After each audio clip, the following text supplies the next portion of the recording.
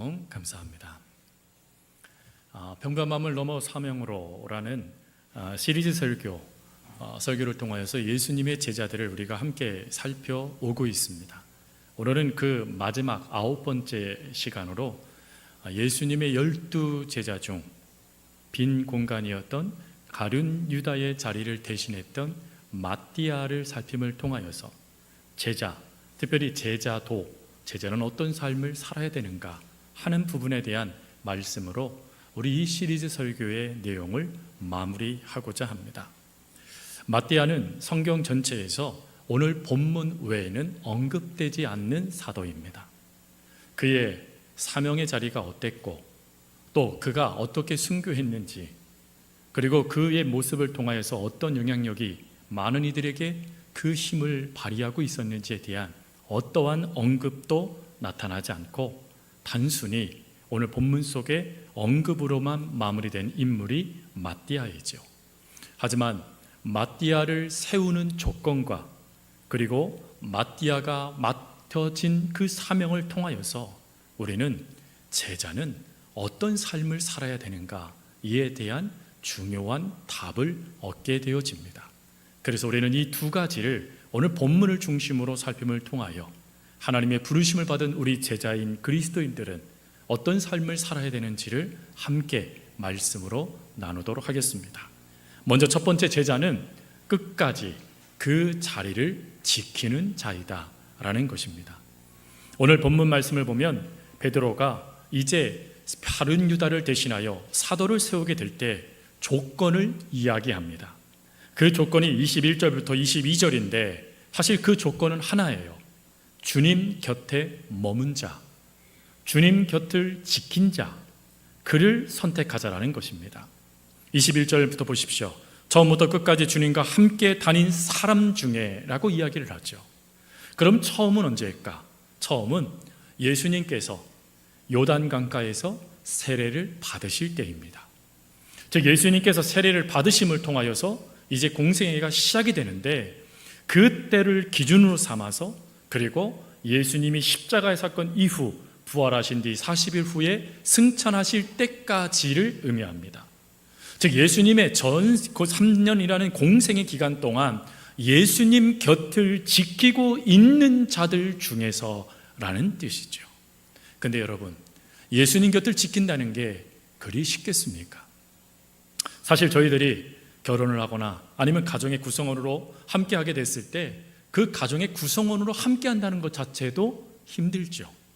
그런데 예수님의 사역은 한마디로 하나님의 나라를 확장하고 그 당시에 유대교를 반하면서 하나님의 나라를 증거하는 것이니 그 길은 녹록지 않은 길입니다.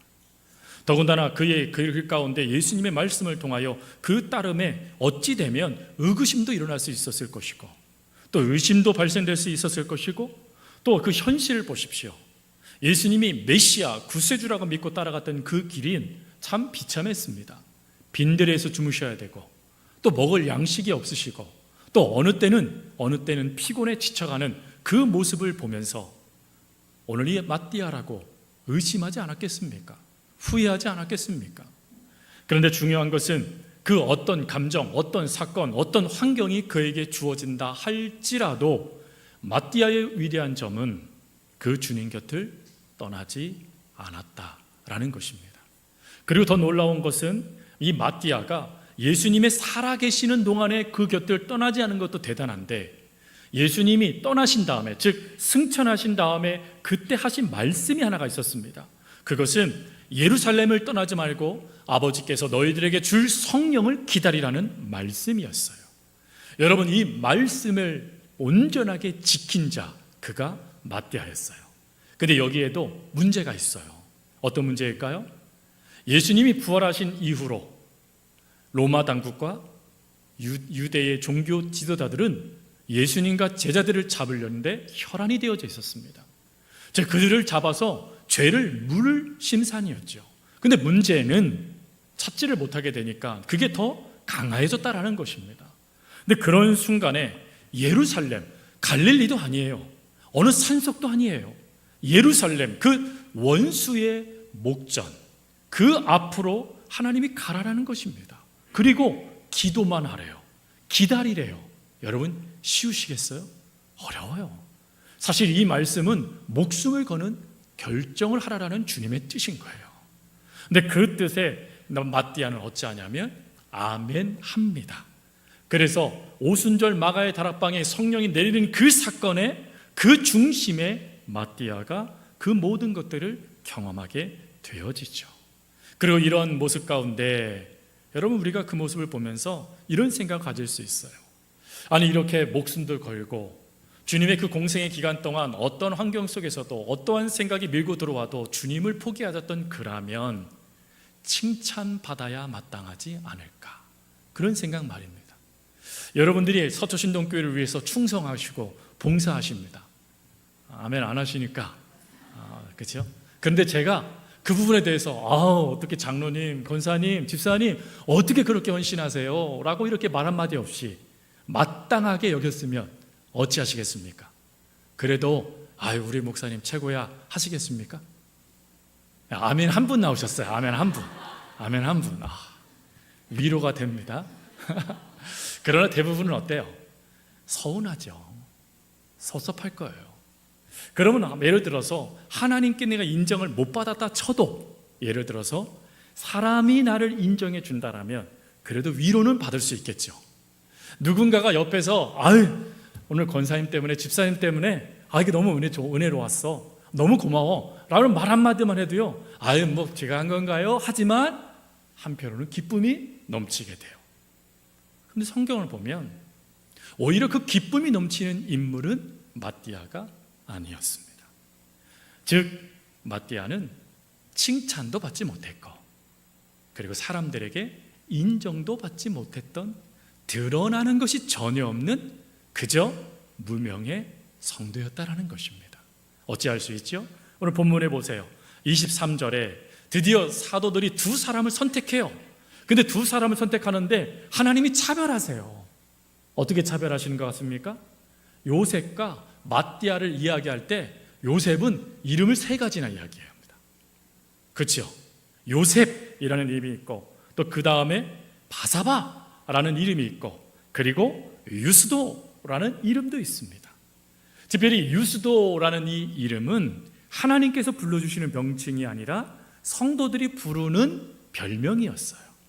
이 유스도라는 이름의 뜻은 경건한 자, 믿음 있는 자라는 뜻입니다. 즉 누가 봐도 믿음 그러면 요셉, 그분 참 믿음 있지 라고 인정받았던 사람, 그가 요셉이었다라는 거예요. 그래서 여러분, 만약에 사도로 뽑겠다 하여 두 사람을 선출됐으니 대부분의 성도들은 누가 사도감이라고 인정했을까요? 유스도, 바사바라는 별명을 가진 요셉이었을 겁니다. 아니 요셉이 안 되면 누가 하나님의 사도가 될 수 있어? 라고 생각할 수 있는 분위기인 거예요. 그럼 이 분위기에 하나님이 이 마띠아를 더 크게 부각시켜 주셔야 되잖아요. 그런데 그러지 않고 또 뭐라고 말씀하십니까? 마띠아가 있었다. 끝. 마띠아를 하나님이 이렇게 하나님께서 외면하신 듯하게 하세요. 물론 사도의 후보로 뽑힌 것만으로도 대단한 겁니다. 그 자리에 있는 이들 중에서 믿음이 있다라는 뜻이기 때문에 그렇죠. 그리고 기준에 부합했다라는 뜻이니 그것만으로도 감사하죠. 그러나 어찌 우리가 그것만으로 감사합니까? 인정도 받고 싶고 칭찬도 받고 싶고 하는 게 우리들의 솔직한 모습이잖아요. 그런데 드러나지도 않고 사람들에게 인정도 받지 못했던 제자, 그가 바로 마띠아입니다. 근데 그 마띠아를 여러분, 하나님께서 사도로 선출을 하세요. 여기에 놀라운 모습들이 있어요. 먼저 사도들이 두 사람을 선출한 다음에 하나님께 이렇게 기도합니다. 하나님, 이 사람들을 선출한 것, 두 사람을 우리가 세운 것은 우리가 할 수 있는 일이지만 이 사람들을 중에 사도로 뽑으시는 분은 하나님이십니다 라고 하며 어찌하죠? 기도만 합니다. 이들의 후보를 또다시 검증한다던가 이들의 됨됨이를 이야기한다던가 그러지 않아요. 철저하게 맡깁니다. 그랬더니 하나님이 어찌하시죠? 마지막 절에 보세요. 제비를 뽑아라고 되어져 있어요. 여러분, 어떻게 뽑았을까요? 궁금하지 않으세요? 저는 이 말씀을 읽을 때마다 궁금했어요. 그래서 막대기에다 이름을 써가지고 이렇게 쫙 해가지고 자 뽑아라 이렇게 했었을까? 궁금한 거예요. 여러분 궁금하지 않으세요? 그래서 제가 찾아봤어요. 이 당시에 유대, 이스라엘은 어떻게 제비를 뽑았을까? 그랬더니 그 당시에 규례라고 아예 정해놓은 법칙이 하나가 있더라고요. 그게 뭐냐면 사람의 옷, 그 당시에 이스라엘 백성들은 옷에 이렇게 공간이 있었으니까 그 옷깃과 아니면 그릇, 그 그릇에 표시를 한 돌 아니면 나무 조각을 옷깃과 돌에 넣습니다. 그리고 어찌할까요? 흔듭니다. 흔들어서 떨어지는 것이 하나님의 뜻이었습니다. 그래서 잠언에 제비 뽑는 것은 하나님께서 하실 역사다라는 그 말씀은 바로 이 떨어지게 하시는 이는 하나님이시다라는 뜻입니다. 그 말씀이요. 중요한 게 여기 나타나죠. 제비를 사람이 뽑지 않았다라는 겁니다. 그곳에 있는 사도들 이미 11명의 제자들이 내가 뽑겠다라고 하여 제비를 뽑지 않았다라는 것을 말하는 거예요. 의도하지 않아요. 흔든 것밖에 없어요. 그러니 떨어졌다라는 것은 결국 사람의 힘이 조금도 작동되지 않는다. 누가 역사하신 거예요? 하나님이 역사하신 것이다. 하나님이 그를 선택하신 것이다. 어떠한 조작도 없다라는 것입니다. 근데 이런 모습을, 이 말씀을 들어도 그래도 우리가 또 이런 생각을 가져요. 그래도 다른 것이 있겠지라고 말이죠. 왜요? 그래야 나도 그 조건 좀 채워서 하나님께 좀 쓰임받지 않을까 하는 생각 때문일 수 있습니다. 그러나 여러분 기억하실 것, 요셉과 마띠아 모두의 조건은 지키는 거였어요. 즉 둘 다 충성된 하나님의 일꾼들이었고 기준에 부합한 사람들이었어요. 어떠한 다른 조건도 성경은 언급하지 않습니다. 침묵하세요. 왜 하나님이 그를 뽑았는지에 대하여 어떠한 말씀도 주지 않으십니다. 그런데 이게 답입니다. 왜 이게 답이죠? 그것은 하나님의 선택의 근거가 사람의 조건, 기준, 그리고 그의 무엇인가에 있는 것이 아니라 하나님의 선택의 근거는 오직 하나님의 주권적인 뜻 안에 있다라는 말씀이기 때문에 그래요. 즉 하나님께서 일꾼들을 세우실 때 사람의 기준에 따라 선출하지 않아요. 우리가 국회의원 선거를 얼마 전에 했죠. 그 국회의원 선거처럼 어떠한 기준들을 쭉 나열해서 나는 이런 사람이니까 나는 잘 뽑아주세요 라고 하여 그 기준에 부합된 사람들을 뽑지 않았다라는 거예요. 성경은 철저하게 하나님께서 일꾼들을 선택하실 때 하나님의 주권, 하나님의 뜻을 언급합니다. 그래서 우리가 지난번에 하나님께서 12제자를 세우실 때 사도로 하나님께서 부르실 때, 제자로 부르실 때 예수님의 어떠한 선택도 없었죠. 하나님이 맡기신 자를 예수님은 사도로 세우셨어요. 즉 하나님이 선택하신 것에 대한 인간의 어떠한 조건도 거기에 포함되지 않도록 막으신다라는 겁니다. 그래서 예수님이 말씀하셨죠. 요한복음 15장 16절 말씀, 너희가 나를 택한 것이 아니요 내가 너희를 택하여 세웠나니. 선택의 조건이 저와 여러분에게 없다라는 거예요. 여러분, 이것이 인정돼야 나에게 맡겨진 직분과 나를 부르신 하나님의 사랑이 은혜가 돼요. 내가 무엇인가 조건이 있다는 생각이 드는 순간 여러분 나를 드러내요. 하지만 나에게 아무런 조건이 없다는 생각이 드는 순간 어찌합니까? 그저 은혜입니다 라는 말밖에 할 수 없다라는 것입니다. 만일 마띠아가 유명했다라면, 요셉이 됐다라면 어찌 되었을까요? 사람들이 얘기했을 것입니다. 하나님은 명성을 보고 그를 뽑으셨다. 만약에 요셉이었으면 어떻게 됐을까요? 하나님은 그의 뛰어난 자질을 보시고 그를 선택하셨다라고 여기며 명성과 자질, 그 조건을 우리도 채워야 되는 거구나 생각할 것이에요. 하지만 하나님께서 어떤 자랑거리도 주어지지 않도록 단절시키고 마띠아를 뽑음을 통하여 하나님은 부와 명예가 아니라 하나님의 일방적인 선택에 의하여 어떠한 사람일지라도 세워 가신다라는 것을 알게 되어져요. 그럼 여러분, 아유 목사님 나는 아무것도 하지 못해요. 아유 제가 뭐 예수님 믿은 지 얼마 되지도 않았는데 제가 그거 어떻게 해요? 이거 겸손입니까? 교만입니까? 겸손이면서 교만이죠. 무슨 첫 번째는 나를 온전하게 인식했으니 겸손이에요. 그러나 무엇을 놓친 거예요? 하나님의 주권적인 역사를 놓친 거예요. 하나님이 세우신다라는 그 은혜를 놓친 거예요. 그리고는 내가 스스로 답을 내린 거예요. 불가능. 그걸 성경은 교만이라고 말해요. 여러분, 교만은 내가 주인이 되는 게 교만이에요.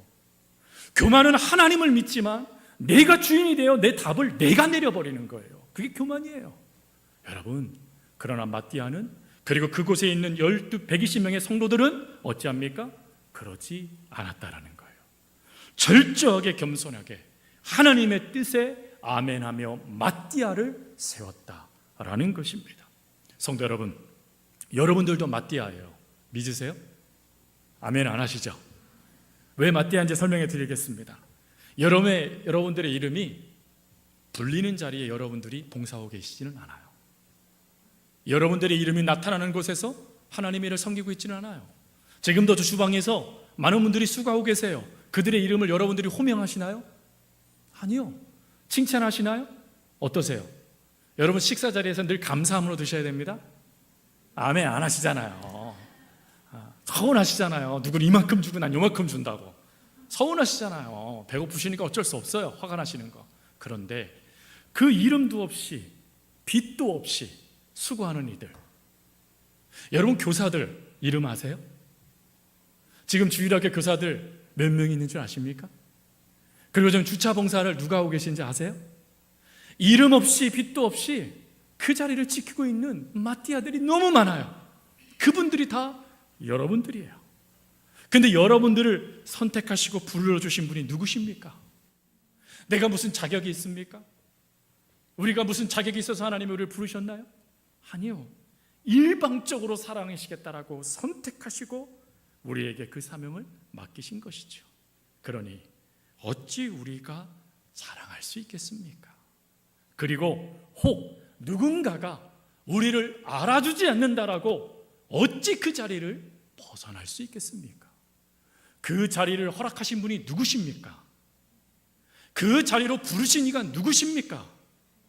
너는 내 것이다 라고 불러주신 분이 누구십니까? 하나님이시죠. 하나님이 불러주셨으니 그 은혜에 감사하여 우리는 그 자리를 끝까지 지키는 마띠아가 되어야 합니다. 그것이 하나님께서 오늘 마띠아를 통하여 우리들에게 보여주시는 첫 번째 은혜예요. 두 번째, 제자는 뭡니까? 제자는 끝까지 사명을 감당하는 자이다라는 것입니다. 여러분, 오늘 마띠아가 하나님의 은혜 가운데 선출되자마자 그가 그 명예를 가지고 그 명예직을 갖고 사도의 일을 행했나요? 중요한 것은 그들이 사도를 선택하게 되었을 때 세 가지의 중요한 기준을 이야기합니다. 즉 앞으로 선출된 사도는 어떤 삶을 살아야 되는지를 사명을 이야기해요. 그 사명 중에 25절 말씀해 보니까 뭘 먼저 얘기합니까? 봉사한다라고 이야기해요. 디아코니아, 섬김을 의미합니다. 섬김. 즉 하나님의 사역자들은 첫 번째로 내 이름이 드러나는 것이 아니라 섬김으로 주의 이름을 드러내는 자들이라는 뜻이죠. 섬김을 위해 그와 사명을 부어받아요. 또 사도의 직무, 원래 직무가 되어 있지만 원래는 사도의 자리입니다. 자리, 사도의 자리. 하나님이 사도로 부르셔서 그를 통해서 교회를 세워가기 위해서 맡겨주신 그 자리를 말하는 거예요. 근데 이 섬김과 봉사의 핵심은 이렇게 됩니다. 하나님께서 뜻하신 가운데 맡겨진 자리, 내가 선택한 자리가 아니에요. 하나님이 맡겨주신 자리를 말하는 거예요. 내가 가고 싶은 곳이 아니에요. 하나님이 가라 한 자리를 말하는 거예요. 즉 하나님의 일꾼은 내가 원하는 자리를 선택하는 자들이 아니라 하나님의 부르심에 순종하는 자들이라는 걸 말하는 겁니다. 그리고 세 번째가 또 있죠. 또 22절 말씀해 보니까 예수께서 부활하심을 뭐 하는 자들이래요? 증언할 사람이라고 얘기합니다. 여기서 이 증언하다라는 이것이요, 바로 증인이라는 단어예요.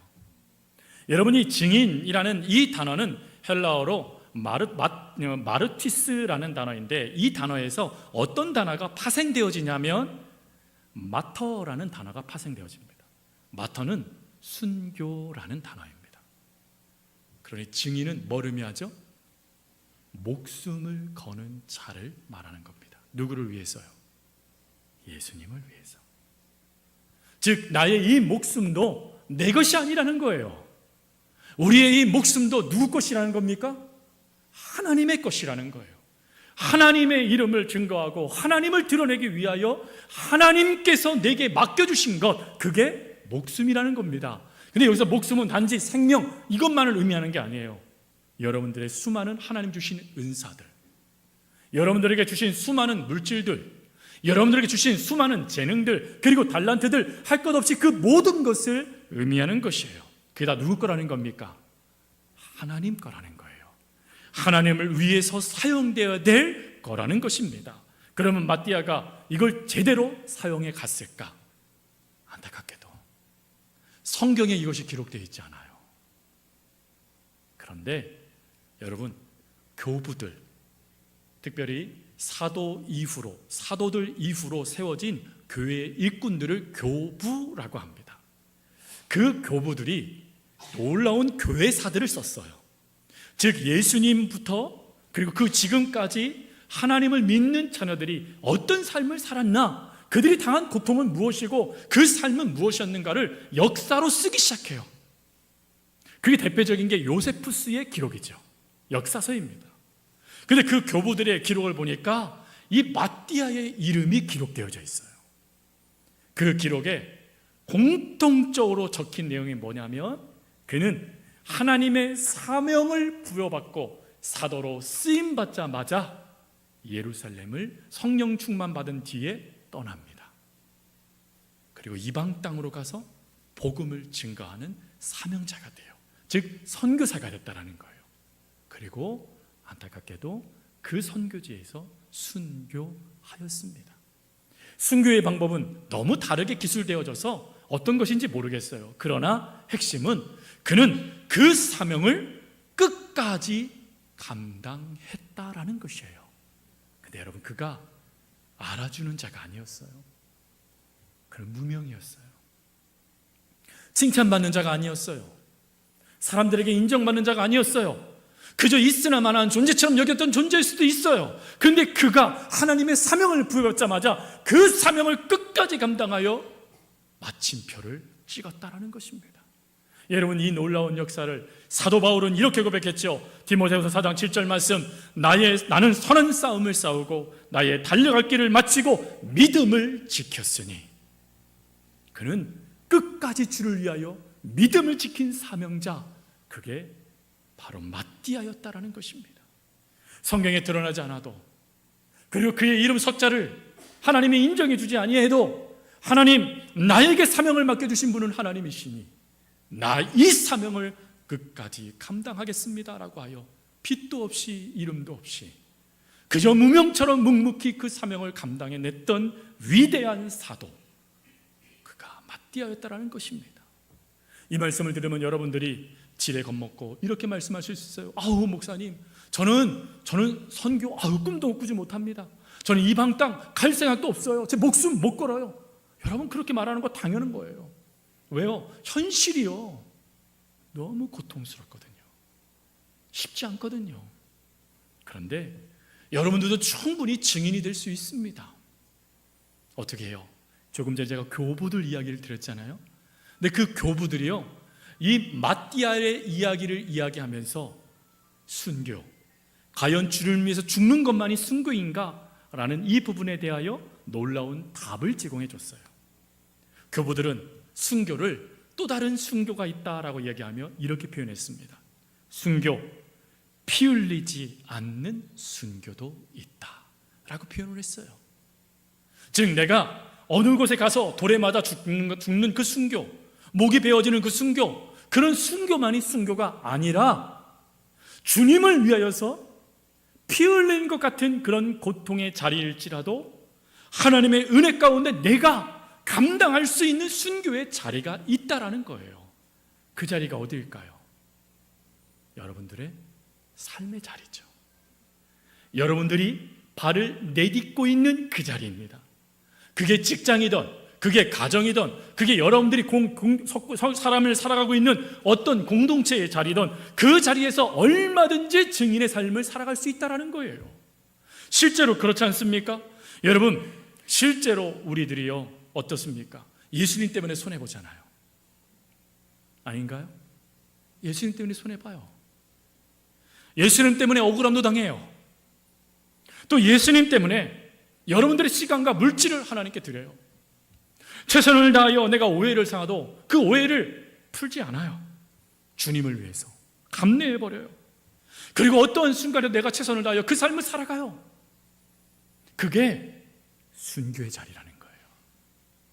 즉 여러분들의 자리가 바로 하나님을 증언하고 있다라면, 여러분들이 그 모습을 통해서 하나님이 누구신지를 보여주고 있다라면 그 자리가 바로 증인의 자리라는 것입니다.